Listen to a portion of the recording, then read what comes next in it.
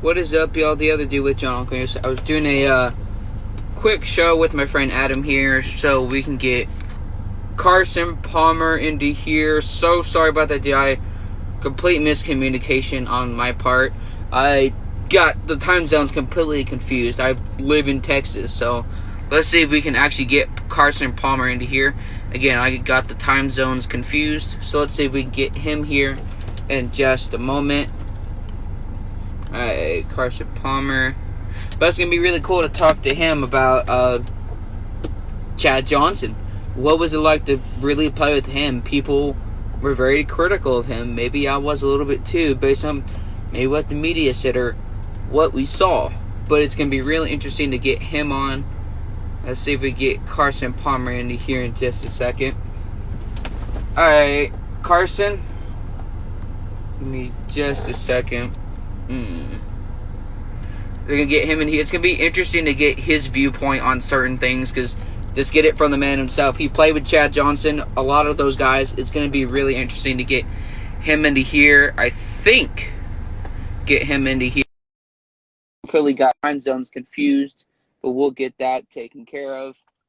So we can get him loaded into here. What's up? I did it. I Sorry did about it. that. This is my first official time on, what are we on, live streaming? Instagram, yes. No, Instagram. But what's the caveat? Where are we at on Instagram? We're on my own personal Instagram right now. I've never done this before. See, I apologize. I got the time zones confused. That was my bad. But No worries. Thanks for having me on. it's really interesting to get a perspective like yours because I hear from media saying different things or just get it from the source yourself. I mean, I know you got a couple kids yourself. What have y'all been doing to really stay busy during this time? Well, the first half of the weekdays are filled with kids' school stuff. So we're teaching different things. The kids are online with their school through Zoom chats and all that. Mm-hmm.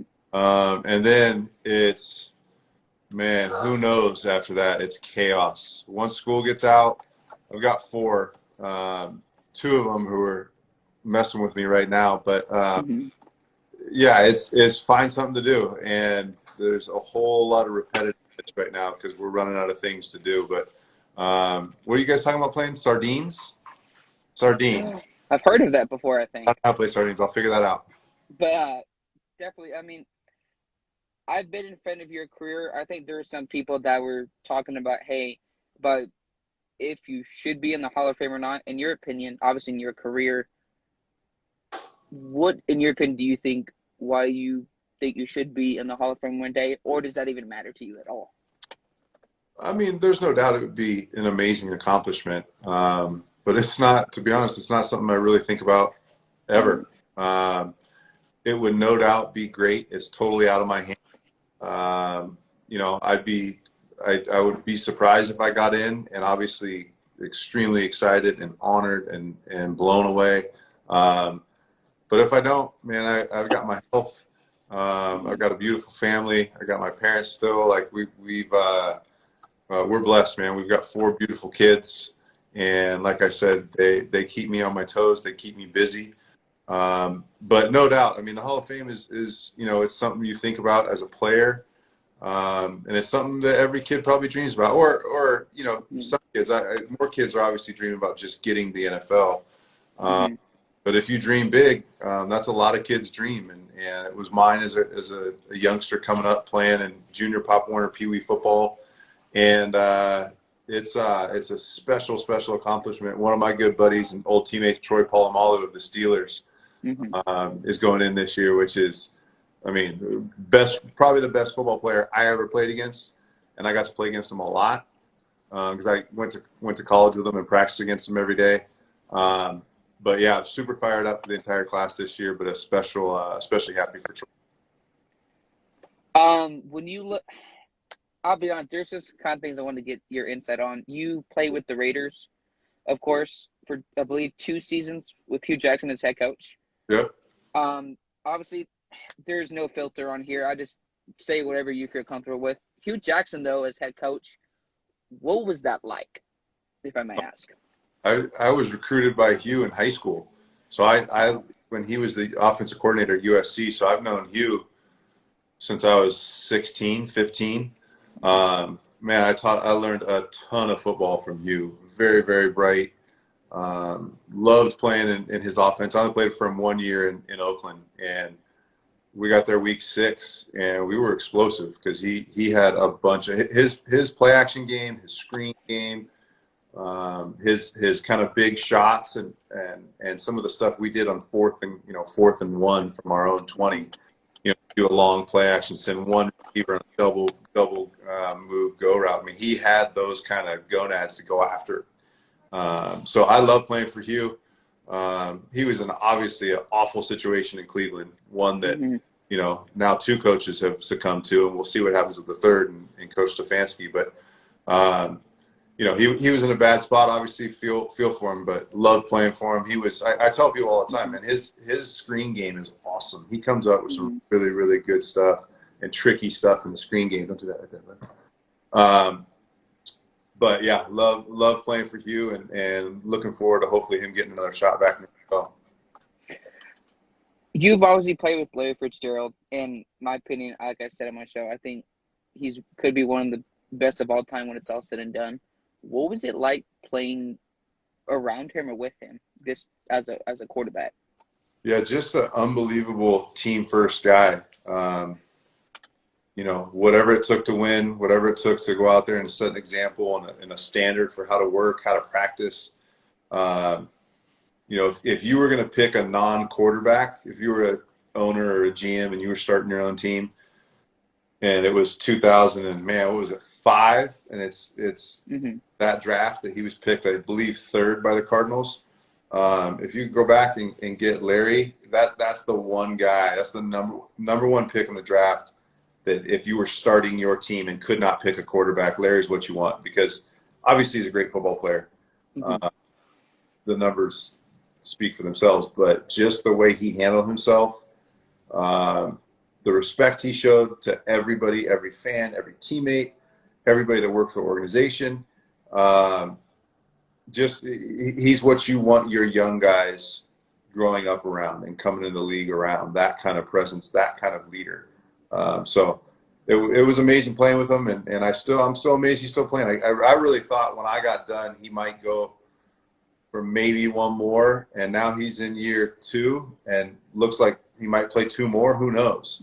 But one of the best teammates, if not the best teammate I've ever had. You obviously, like you said, you played Carson Palmer. In your career, what is like the toughest hit you've had, just from any defender in your time in the league? Yeah, Ray Lewis got me good one time. Ray got me. I dropped back and got flushed out of the pocket and ran back around the left side, and I had Chad going down the boundary, and right when I threw it like that, and he put his helmet. I have a knot, like I think it's just bone. Like bone has grown on top. It's like a big lump on my whatever bone that is between your shoulder and your elbow. And man, he got me good. He got me clean. It was totally a clean shot right when I let the ball go. And that's the only one I still feel. So maybe that's why it's still sore. I mean, it's still, maybe that's why it's the most painful.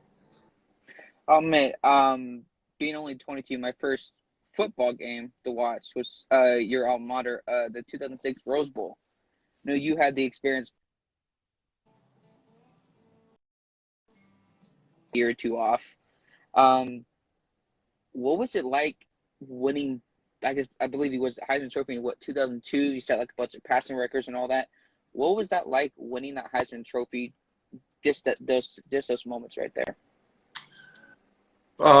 It was amazing. I mean, it was an amazing year. It was an amazing, just a great group of guys, a great team. That's what I remember most is just that year we had together and the seniors going out like that and winning the Orange Bowl.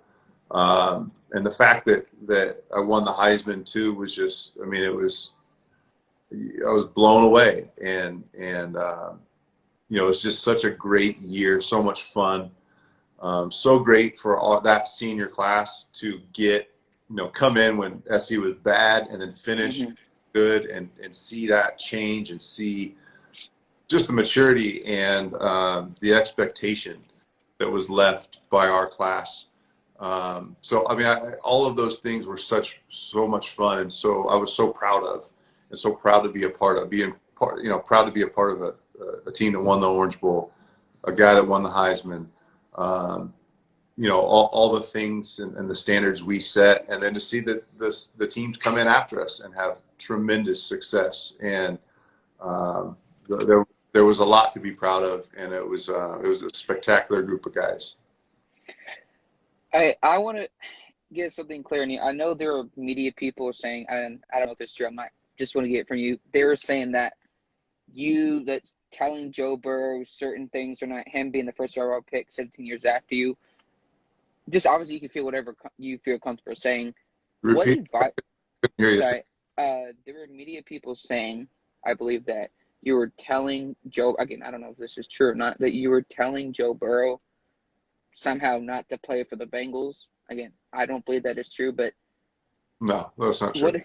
That's what I thought. I just didn't know, because you just never know the sports media. But and I have respect for them, but I just wanted to make sure, because with Joe Burrow, what have you gave him some kind of advice to succeed with the Bengals, or what have you had a chance to speak with him just yet? I haven't had a chance to speak with him since he's been drafted, but I think he's going to have a lot of success. I think he's a fantastic player, obviously, and I know there was a lot of, you always find knocks on guys, right? Even when you're the number, they're the number one. They should be the number one pick, but, and then there's a bunch of buts. Joe can do it all, man. Joe. People have said, well, he's beat Trevor Lawrence, but Trevor Lawrence would be the number one pick. You can't say that. Joe put on a show this year. I mean, if you go and watch the film, the film does not lie. It was week in, week out, regardless what happened the year before or the year before that, or him having to transfer out of Ohio State. He put on an absolute clinic, and it was week after week, and he didn't have a poor game. He had phenomenal games. Then he kept backing them up. You go back and look at that Oklahoma game, what he did in that Oklahoma game in the first half alone. And then you look what he did against that Clemson defense. I mean, he did it at the highest level. So I think the sky's the limit. If AJ Green's healthy and they can sign him to, get a couple more years, and for Joe to start off his career with AJ in his first 3 or 4 or 5 years, maybe, that would be huge for him. But I mean, sky's the limit for the guy. He is phenomenal, and I think he's more talented than people are giving him credit for. Okay. Kind of a blast of the past. I know, I keep certain questions Chad Chad Johnson. And in my opinion, I felt like maybe he got a bad rep as a teammate. Again, I never played football. What was he like as a teammate, I guess, on or off the field, where the media may have got it misconcepted about his personality? Well, I think there's not one guy that played with Chad that didn't enjoy Chad and think Chad was a great teammate.